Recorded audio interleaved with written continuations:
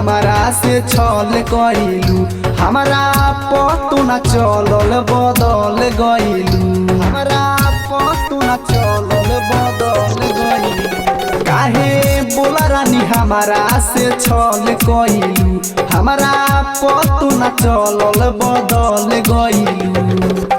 जिंदगी तू पइलू बेगाना सनम, जिंदगी तू पइलू बेगाना सनम। रोत बाटे तोहरो दीवाना देखे गइलू गम, रोत बाटे तोहरो दीवाना देखे गइलू गम, देखे गइलू गम, देखे गइलू गम।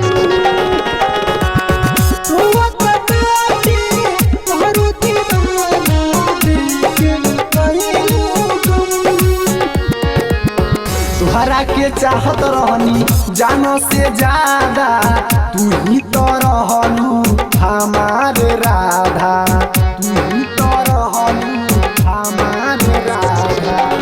तहरा के चाहत रहनी जानो से ज्यादा, तू ही तो रहलू हमारे राधा।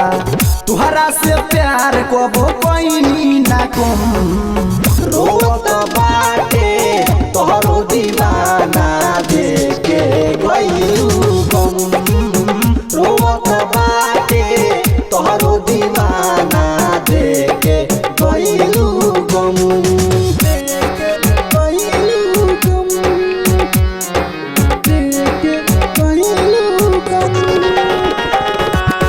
रोत बाटे तोहरो दीवाना देखे गइलू गम।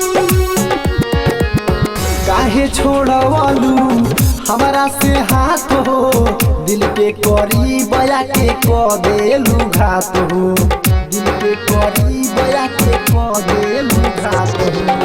काहे छोड़वलू हमारा से हाथ हो, दिल के करीब आके क देलू घात हो।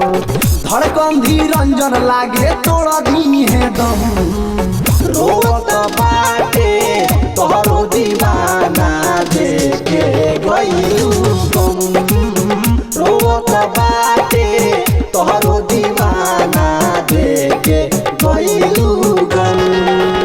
काहे बोला रानी हमारा से छल कइलू, हमारा पतो न चलल बदल गइलू, हमारा पतो न चलल बदल गइलू। काहे बोला रानी हमारा से छल कइलू, हमारा पतो न चलल बदल गइलू। जिंदगी तू पइलू बेगाना सनम, जिंदगी तू पइलू बेगाना सनम।